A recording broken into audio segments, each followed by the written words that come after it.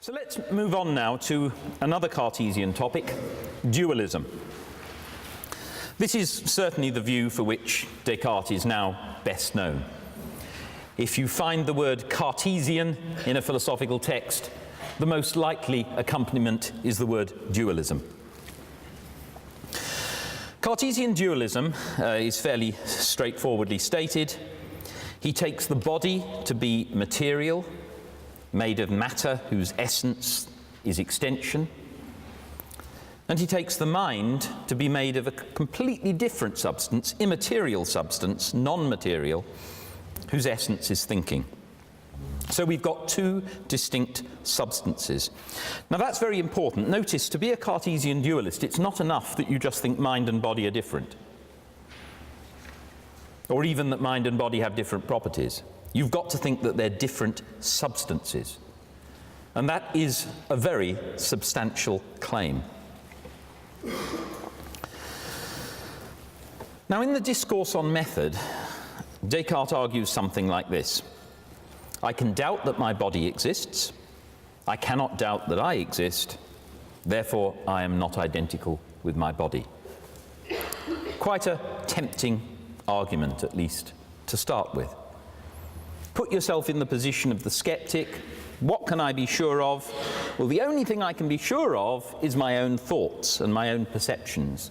So I'm absolutely certain that I exist, but when I contemplate my body, if it's all an illusion, I cannot be sure that my body exists. Surely then my mind and my body must be distinct things. For example, I can imagine myself transported maybe to an afterlife or something like that, in which I don't have a body, but I still think. I can imagine myself in that situation. So surely I and my body must be distinct things. It seems quite plausible. But actually, as it stands, this argument is fallacious. So here's an example. Hesperus and Phosphorus are ancient names for Venus. Phosphorus is the morning star, Hesperus the evening star. The ancients didn't know that they were the same heavenly body. They are, in fact. Venus, of course, is quite close to the sun. It's between us and the sun, so it only ever appears in the morning or the evening, and never in the middle of the night. Okay, so imagine somebody who does not know that Hesperus and Phosphorus are the same. And they might present this argument: I can doubt that Hesperus is phosphorus. Indeed, maybe I do doubt that Hesperus is phosphorus. But I can't doubt that phosphorus is phosphorus. Therefore, Hesperus isn't phosphorus. Because Hesperus and phosphorus have different properties, okay? One of them I can doubt to be phosphorus, the other one I can't doubt to be phosphorus. And there's no way that the same thing can have different properties. So that's appealing to a rule called Leibniz's law. In fact, Leibniz's law is used in different ways by different people, but this is one particular form of it. If A and B are the same thing, then any property of A must also be a property of B. So if you have FA, that means F is a property of A, and A and B are the same, FB follows. So if F is the property of being doubted by me to exist, A is me, and B is my body, we get Descartes' argument from the discourse. And by suitable substitution, you can get the argument that I just put about Hesperus and Phosphorus. But you can see that this is fallacious. If you count as a property something like being doubted by me to be Prime Minister, you can get, I don't doubt that the Prime Minister is the Prime Minister, I doubt that Gordon Brown is the Prime Minister, therefore Gordon Brown isn't the Prime Minister. Very easy to produce lots of examples of fallacies. And the simplest way to avoid it is simply to highlight that being doubted by me to be something is not a genuine property of the object. When I doubt whether Hesperus is phosphorus, my doubt is not a fact about that planet, it's a fact about me. And it's about the fact that I am not aware that the appearance of this planet in the morning is an appearance of the same planet that appeared in the evening some weeks ago. It's not a fact about the planet so much as about me. So that argument of Descartes is well known to be fallacious. But he produces a more interesting argument in the sixth meditation, which is certainly much better, but has questionable premises. And it goes like this.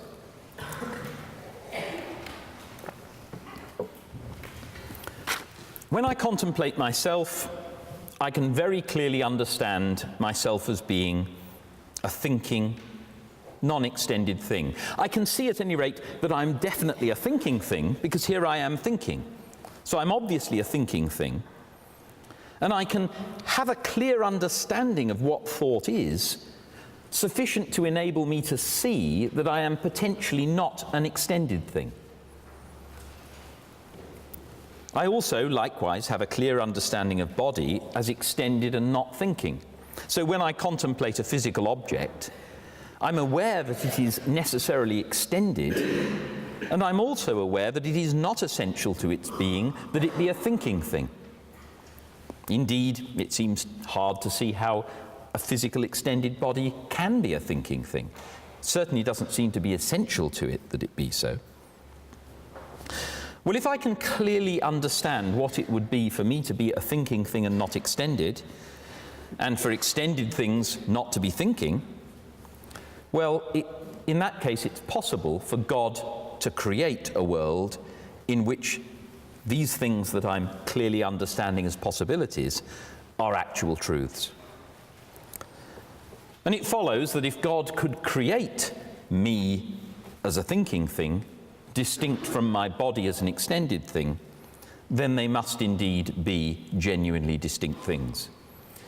If they were not distinct, even God would not be able to create them as separate.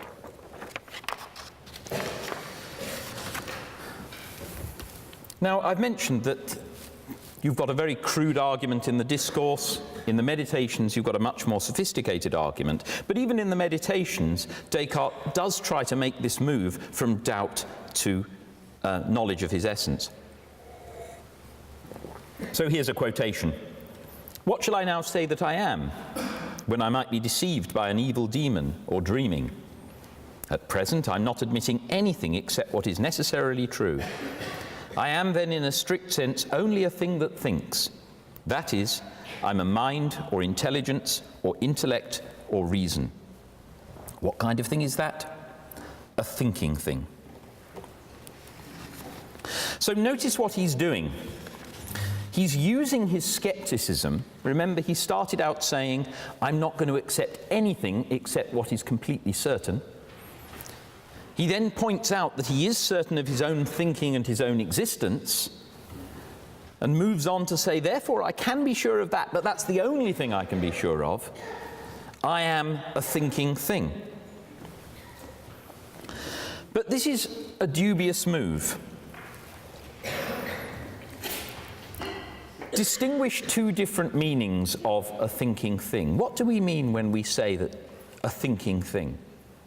Well, we could just mean something that thinks. Or we could mean something whose essence is to think. Something which is, in its own essence, a thinking thing that cannot be anything else, that cannot not think. And those are two very different claims. And the kind of move that Descartes is making here from epistemology to metaphysics, that is, he's arguing from how we come to know something to what it is. That is, in general, a very suspicious move.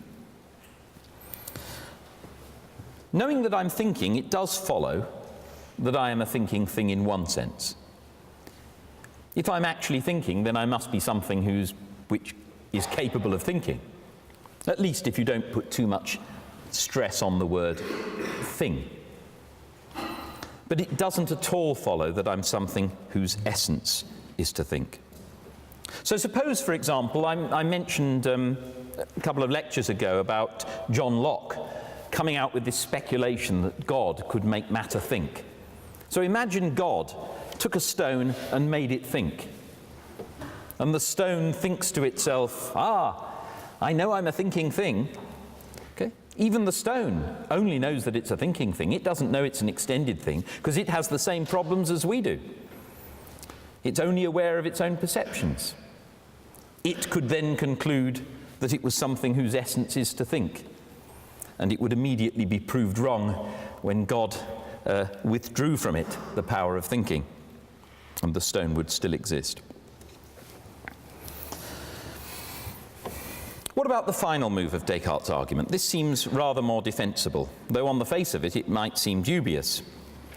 God could have created my mind and body as separate entities.